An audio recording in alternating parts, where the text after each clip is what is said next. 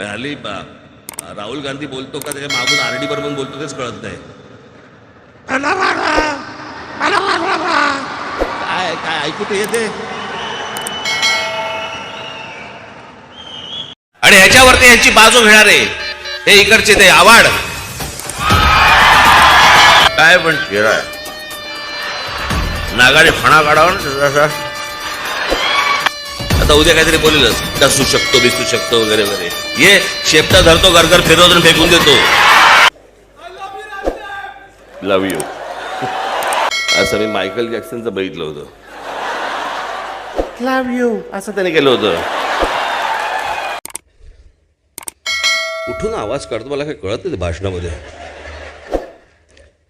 मला कधी कधी वाटतं ते फॉर्म्युला 1 गाड्यांचे फॅन बी नाही.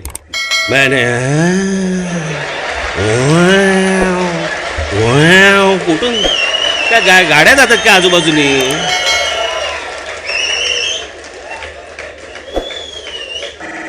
मैंने उनको कहा असं बोलतं का कोण.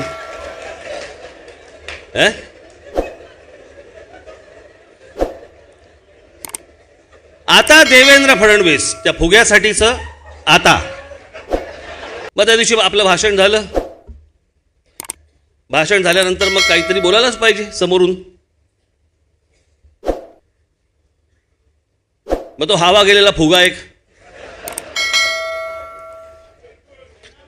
तो असा दाबला की कसाही आकार होतो माहिती. समजा त्या दाबलेल्या फुग्याला जर जॅकेट घातलं तर कसं दिसेल. मग ते काहीतरी बरळलं. फडणवीस म्हणे माझी स्क्रिप्ट बारामतीहून आली होती आणि पवारांकडे म्हणे काय पवारांकडे असे अनेक पोपट आहेत. चला कपडे आम्ही यांचे काढले आणि ह्याला आमचा पोपट दिसला.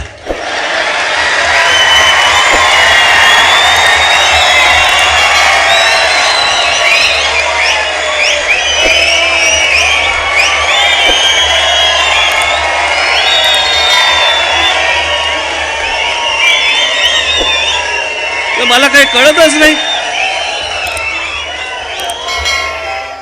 मुख्यमंत्री पदावरती असताना बघितलं तब्येतीचं कारण सांगून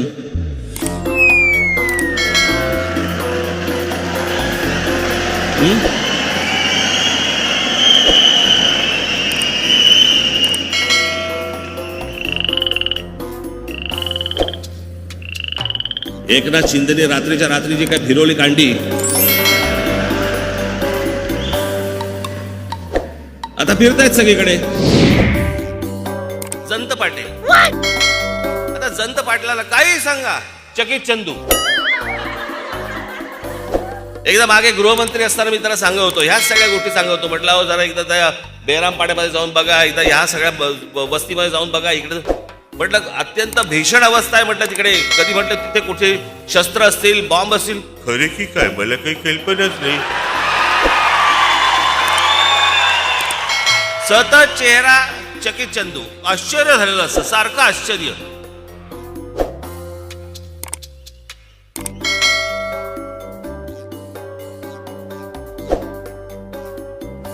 संपलेल्या पक्षाबद्दल मी काय बोलणार. संपलेला पक्ष अरे येऊन बघा हा काय संपलेला पक्ष आहे का.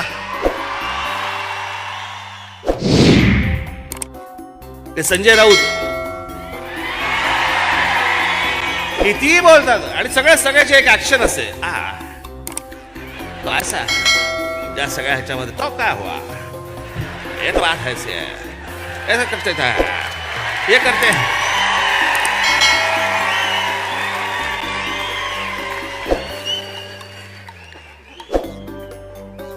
चॅनल लागलं की हे सुरू. कॅमेरा हटला हा बाकी काय चाललंय सगळं व्यवस्थित एकदम व्यवस्थित वगैरे. मग हे कुठून आलं ऍक्शन.